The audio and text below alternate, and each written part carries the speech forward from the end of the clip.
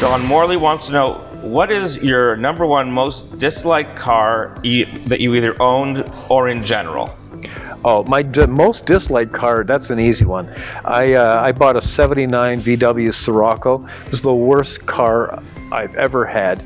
And that's saying something because, I've had a triple header here. I had a Mercedes that was a piece of junk. It was a 69, pretty big, fancy, car that couldn't get down the road without breaking down.